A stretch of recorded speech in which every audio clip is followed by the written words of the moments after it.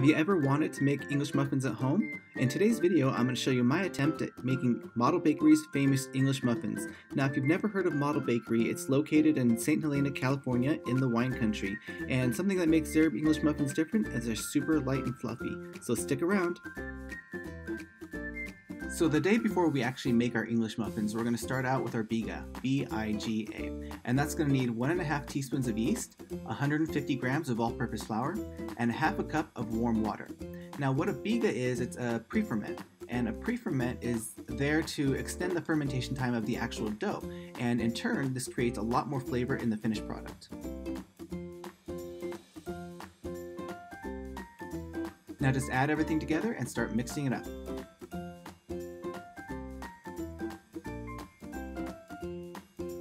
Now as you can see, it gets fairly thick, so I just finished it by hand. And from here, just cover it, put it in the refrigerator, and let it sit overnight. The next day, you're going to notice that your Biga has gained a little bit of volume and smells wonderfully yeasty.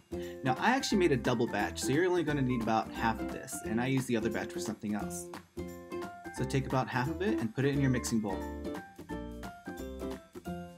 To this, we're going to add another 3/4 of a teaspoon of yeast, 1 1/3 cups of warm water, 1.5 teaspoons of Fleur de sel. Now if you don't have Fleur de sel, kosher salt will work just fine. And 1 tablespoon plus 1 teaspoon of olive oil.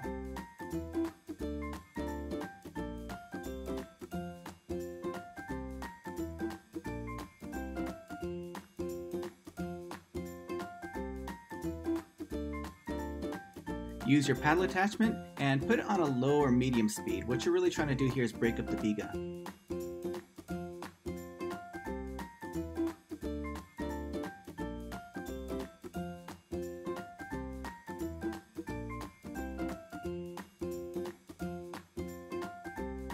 And while that's mixing, we're going to measure out 510 grams of all-purpose flour. Now to your wet ingredients, you're going to be adding about 3/4 of the flour just to create a sticky dough. Make sure to dust everything off and get everything incorporated.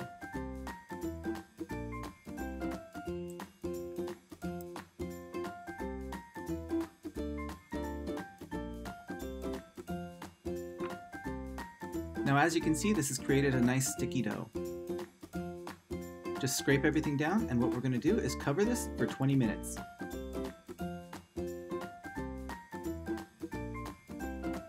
Now after 20 minutes, we're going to add the rest of the flour and switch to the dough hook and put it back on the mixer.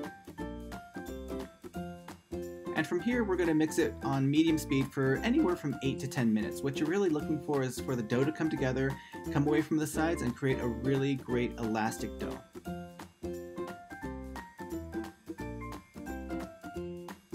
Now make sure it passes the window pane test.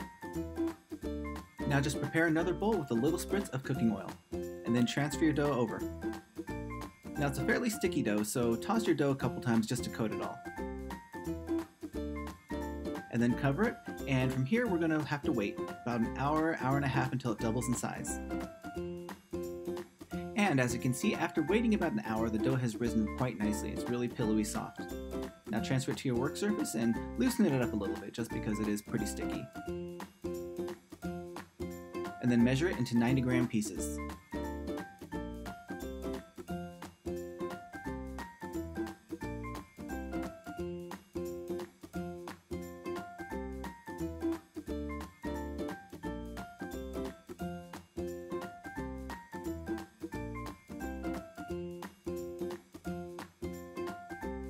Once your pieces are all weighed out, what we're going to do now is sprinkle an even layer of cornmeal over a sheet pan. Now, I didn't have any cornmeal, so what I used is a coarse whole wheat flour, and it worked just fine. Now the next step is to shape each one into a ball.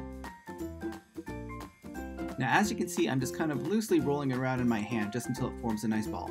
Now here's a closer look. Now as you can see, I'm forming a cup with my hand, and I'm placing my hand over the dough. Now I'm not gripping the dough, but what I'm doing is lightly rolling it around. And what this is doing is, since the dough is so sticky, it's actually gripping to the work surface and therefore rolling around in my hand and creating a tight ball. Now let's take a look again.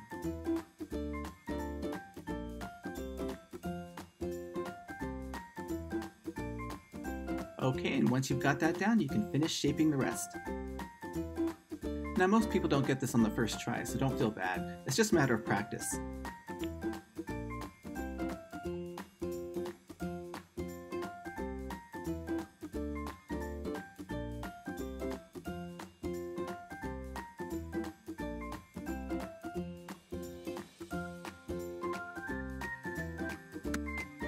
Now once they're all shaped and evenly spaced on your sheet pan, we're going to cover it again and let them sit for another hour. Now what I should have done here is either sprayed them or sprinkled a little bit more flour on top because they did stick quite a bit.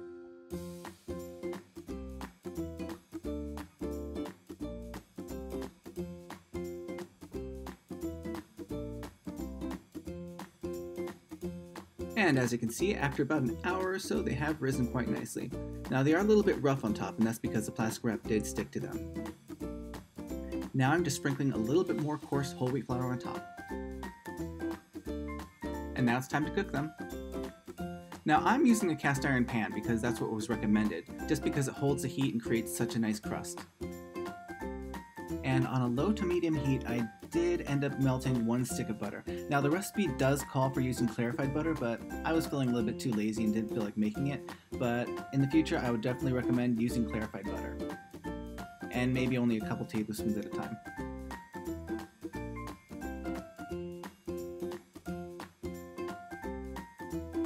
Now the original recipe does call for the English muffins to be cooked completely on the stove, but I found that some of the English muffins were burning a little bit too much. So what I did is I just browned them in the pan, and then I transferred them to a sheet pan and then baked them at 350 degrees for an additional 15 to 20 minutes.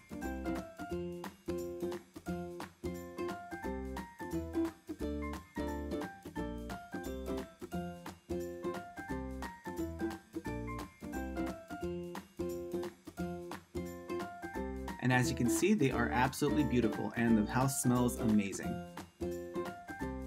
Now the best way to split an English muffin is just to stab it with a fork and tear it apart. This is going to create all those wonderful ridges.